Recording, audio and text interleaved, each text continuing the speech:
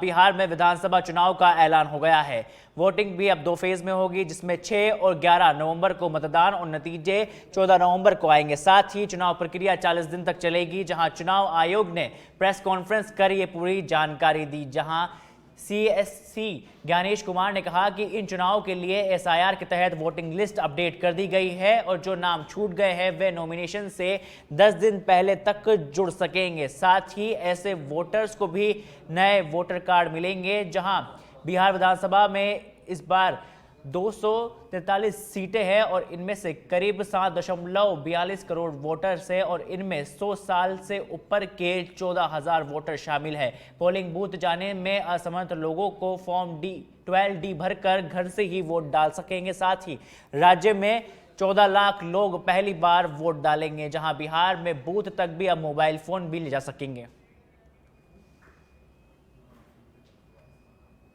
चुनाव आयोग एक संवैधानिक संस्था है और चुनाव के अपने संवैधानिक कर्तव्य को 2 चरणों में निभाती है। पहला चरण मतदाता सूची बनाना और दूसरा चरण चुनाव कराना। जैसा कि आप सबको पता है,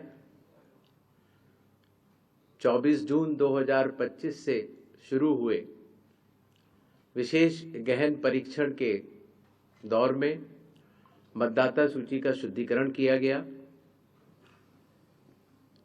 इन्यूमरेशन का पीरियड 24 जून से 25 जुलाई तक रहा। 1 अगस्त को ड्राफ्ट सूची पब्लिश की गई और सभी राजनीतिक दलों को भी दी गई। 1 अगस्त से लेके 1 सितंबर तक क्लेम्स एंड ऑब्जेक्शंस का पीरियड रहा, जिसमें जिसको भी, चाहे वो मतदाता हो, चाहे वो राजनीतिक दल हो, चाहे उनके बूथ लेवल एजेंट्स हो, उनको क्लेम्स एंड ऑब्जेक्शंस देने का। राजस्थान के सबसे बड़े अस्पताल जयपुर के सवाई मानसिंह हॉस्पिटल के ट्रॉमा सेंटर के न्यूरो आईसी वार्ड में देर रात भयावह आग लगने से 8 मरीजों की यहां पर मौत हो गई। हादसे के समय अस्पताल के आईसीयू वार्ड में कुल 18 मरीज मौजूद थे, जिसमें बाकी 10 मरीजों को सुरक्षित दूसरी जगह पर यहां पर शिफ्ट कर दिया गया। हादसा देर रात करीब 11:20 पर हुआ। तो वहीं मुख्यमंत्री भजनलाल शर्मा ने भी घटना पर शोक व्यक्त करते हुए घायलों का हालचाल जाना और हादसे की जांच के लिए यहां पर आदेश जारी कर दिए हैं। उन्होंने कहा है कि किसी भी प्रकार की घटनाएं अस्वीकार्य है और दोषियों के खिलाफ सख्त से सख्त कार्रवाई की जाएगी। साथ ही राज्य सरकार ने हादसे की गहन जांच के लिए एक उच्च स्तरीय कमेटी का भी यहां पर गठन कर दिया है।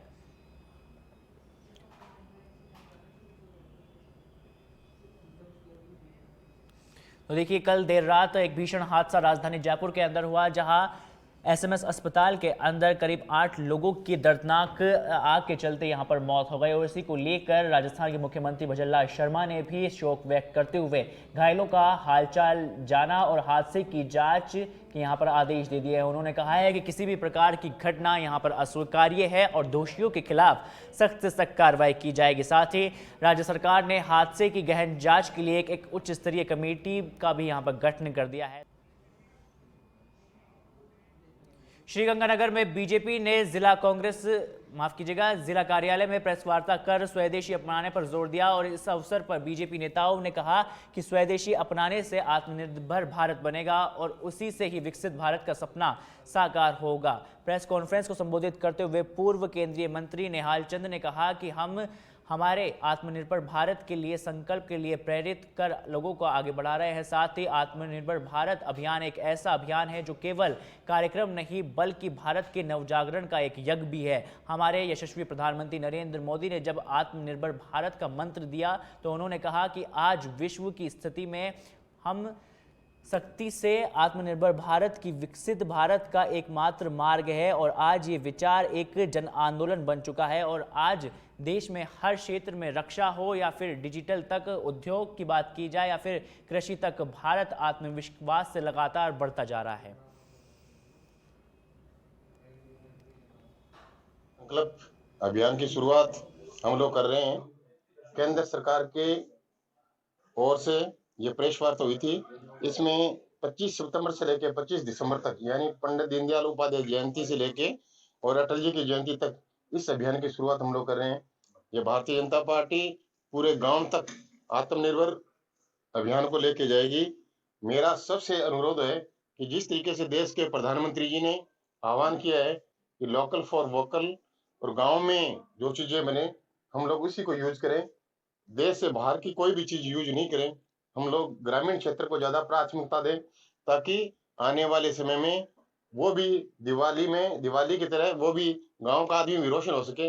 मैं सबसे धौलपुर के सरुमथरा थाना प्रभारी कृपाल सिंह के नेतृत्व में पुलिस टीमों ने आर्म्स एक्ट और स्थायी वारंटी व आबकारी अधिनियम के तहत अभियान चलाकर 4 आरोपियों को यहां गिरफ्तार किया। जहां पहली कार्रवाई में गडोखा गांव के पास दीनदयाल उर्फ दीनदयाल को देसी कट्टा व जिंदा कारतूस के साथ यहां पकड़ा। वहीं तो दूसरी कार्रवाई करौली जिले के अतेवा निवासी फरार चल रहे उमेश को भिंडीपुरा होटल के पास में यहां पर आरोपी को दबोचा। तो वहीं तीसरी व चौथी गिरफ्तारी में बड़ा गांव में विक्रम कुशवाहा और हरिपाल कुशवाहा को आबकारी एक्ट के चलते यहां पर हिरासत में लिया। साथ ही थाना प्रभारी सहित पुलिसकर्मियों की इस दौरान मौजूदगी देखने को मिली।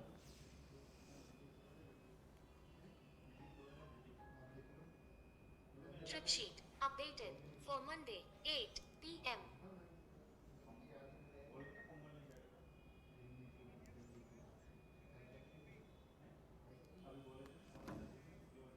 चित्तौड़गढ़ के बेगू से खबर है, जहां मादक पदार्थ की तस्करी का मामला सामने आया है। वांछित 10,000 रुपए का इनामी आरोपी यहां पर गिरफ्तार हुआ है। बाड़मेर के नगाना थाने में तस्करी के मामले में यहां पर आरोपी को गिरफ्तार किया है। डीएसटी टीम चित्तौड़गढ़ ने पारसोली थाना क्षेत्र के राजगढ़ से यहां पर इन्हें डिटेन किया। साथ ही बाड़मेर के थाने क्षेत्र के अंदर एक तस्करी के मामले में 1 साल से लगातार ये फरार चल रहा था, जहां आरोपी पर 10,000 रुपए का इनाम तक घोषित था, जिसमें शिवलाल गुजर निवासी लुहारिया थाना को यहां पर गिरफ्तार किया है, जिसमें विशेष टीम के कांस्टेबल राजदीप सिंह की इसमें विशेष भूमिका देखने को मिली।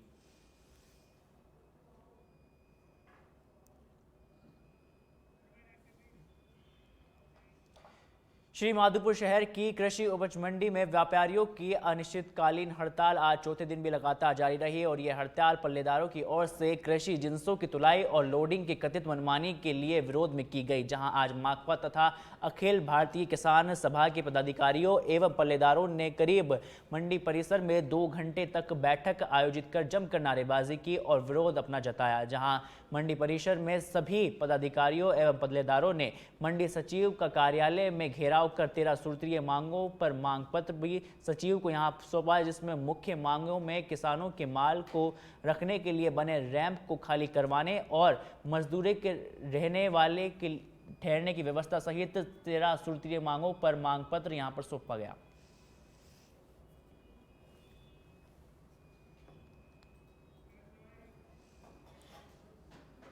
जो मजदूरों की 3 दिन से हड़ताल चल रही है, आज हमने मंडी सचिव का घेराव करके ज्ञापन दिया है और जो मंडी सचिव के स्तर की मांगे थी उन्होंने पूर्ण रूप से मांग ली। जो व्यापारियों और मजदूरों के बीच में गतिरोध है रेट को लेकर, मंडी सचिव ने ये कहा कि मैं 2 दिन के अंदर व्यापारियों को और मजदूरों को बैठाकर इसका भी मैं फैसला कराने की कोशिश करूँगा।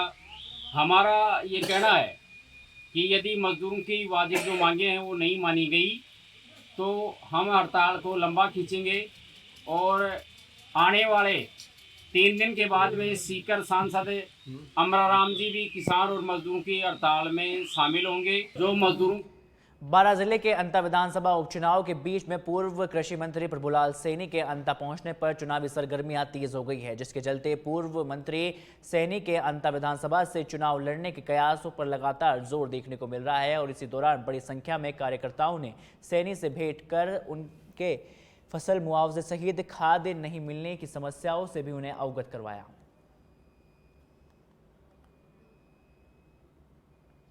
याचिका माननीय राज्यपाल जी के यहाँ विचाराधीन है और चुनाव की संभावना भी तब तक नहीं है जब तक कि उसका फैसला नहीं होता।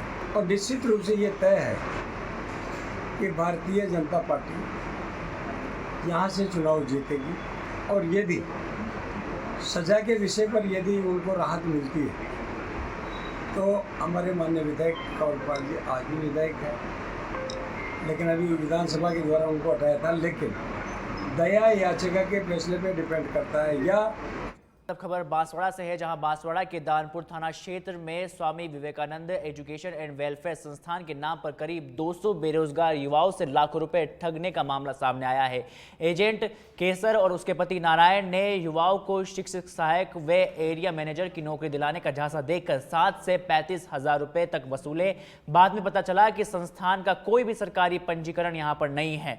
ठगी का खुलासा होने पर पीड़ित छोटी सरवन क्षेत्र के युवा युवतियों ने सामूहिक रूप से दानपुर थाना पहुंचकर यहां पर शिकायत दर्ज कराई। साथ ही युवाओं ने बताया कि जब उन्होंने पैसे लुटाने की यहां पर मांग की तो आरोपियों ने धमकी दी। साथ ही छात्र नेता आनंद नीनामा और सामाजिक कार्यकर्ता प्रभुलाल कटारा ने ऐसे फर्जीवाड़ों संस्थानों पर कड़ी कार्रवाई की मांग की है। साथ ही फिलहाल पुलिस इस पूरे मामले को लेकर अब जांच तफ्तीश में जुट चुकी है। गांव का नाम वाड़ा, ग्राम पंचायत मतनपुरा, तहसील चौबीसवन, जिला बांसवाड़ा, राज्य राजस्थान। केसर खराड़ी हमारे घर पे आई थी और 7,000 रुपये दिए शिक्षक सहायक बनाने के लिए, और 10 जनों का भी मैंने करवाया। 7-7 हजार रुपये देखिए। अजमेर के हरिभाव उपाध्याय नगर थाना इलाके में गत दिनों संपत्ति कारोबार पर जानलेवा हमले में एक पैर काटने के विरोध में अजमेर के property dealer and builders association ने जिला पुलिस कप्तान को मामले की जानकारी देते हुए हमले की कड़े शब्दों में निंदा कर फरार आरोपियों की गिरफ्तारी की यहां पर मांग की है। साथ ही एसोसिएशन के पदाधिकारी राकेश जैन ने बताया कि इस घटना के बाद ही संपत्ति कारोबारी बहुत बुरी तरह से भयभीत हो गए हैं। जहां घटना के 4 दिन बाद भी फरार आरोपी की गिरफ्तारी नहीं होने पर आक्रोशित कारोबारियों ने हरिभाव उपाध्याय नगर इलाके में पुलिस की गश्त बढ़ाने सहित संपत्ति कारोबार से जुड़े लोगों को सुरक्षा प्रदान करने की मांग की है। अजमेर में जिस प्रकार एक प्रॉपर्टी डीलर के ऊपर हमला कर करके और उसको यानी मारने की स्थिति में वहाँ पर छोड़ के गए हैं, उनके जिस प्रकार से वहाँ पर टांग काट दी गई है, ऐसी घटना मैं समझता हूँ अजमेर में पहली बार हुई है।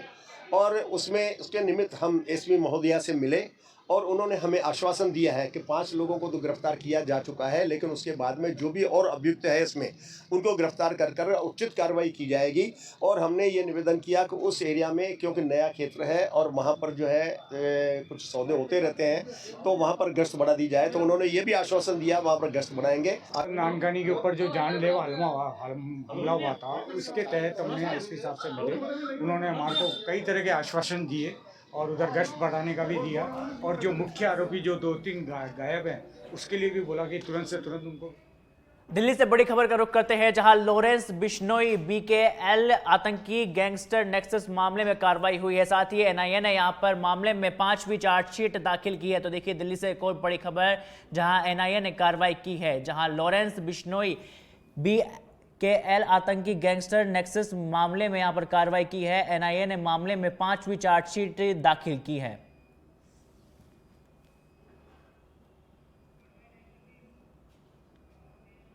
राजस्थान इंटरनेशनल सेंटर RIC में RUDPI के 5म चरण के तहत हाइब्रिड यूनिटी और public private partnership PPP model पर एक कार्यशाला आज आयोजित की गई, जिसमें एशियन डेवलपमेंट बैंक ADB और 100 से अधिक निवेशकों और हितधारकों और विभिन्न विभागों के अधिकारियों ने इस दौरान इस बैठक में भाग लिया। शासन सचिव रवि जैन ने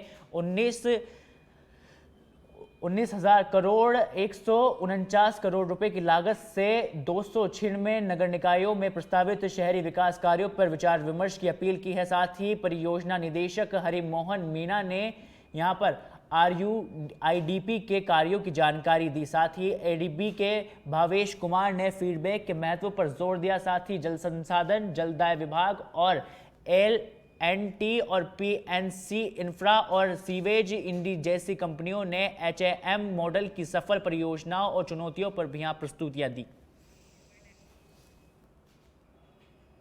चित्तौड़गढ़ के बेगू से खबर है, जहां अवैध अफीम डोडा चोरी की तस्करी के विरोध में पुलिस की बड़ी कार्रवाई देखने को मिली है। कार से 151 किलो अवैध डोडा चूरा यहां पर जब्त किया है। NH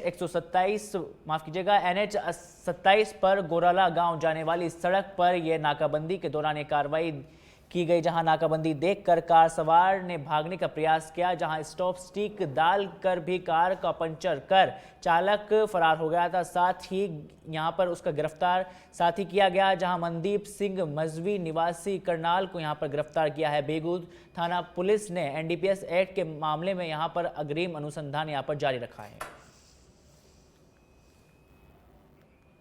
चित्तौड़गढ़ कपासन पुलिस ने श्री सांवलिया जी धाम में मुनागा में हुई नकदी चोरी की घटना का खुलासा किया है। साथ ही थाना अधिकारी सुनील शर्मा की टीम ने यहां पर CCTV फुटेज व तकनीकी जांच के आधार पर 3 कुख्यात बदमाशों जिसमें बंसी, मुकेश व नारायण को यहां पर गिरफ्तार किया गया है। पकड़े गए 60,000 रुपए भी यहां पर बरामद किए हैं। साथ ही पूछताछ में आरोपी ने हत्या, लूट व चोरी सहित 20 से अधिक वारदात यहां पर कबूली है और इन तीनों में पूर्व में भी जेल में ये जा चुके हैं। साथ ही पुलिस आगे की पूछताछ में फिलहाल जुट चुकी है। दिल्ली से खबर है, जहां दिल्ली के गृह मंत्री आशीष सूद ने सालासर धाम पहुंचकर श्री बालाजी महाराज के यहां पर दर्शन किए। साथ ही पूजा अर्चना कर देश और प्रदेश की खुशहाली की कामना की है। उनके आगमन पर धर्मवीर पुजारी, सुरेश पुजारी, मनीष पुजारी और हनुमान सेवा समिति के उपाध्यक्ष कुलदीप शर्मा और गौरी शंकर पुजारी के साथ ही रोहिताज शर्मा और श्रवण टिटोरिया सहित भाजपा कार्यकर्ताओं ने माला व साफा पहनाकर उनका जोरदार स्वागत किया।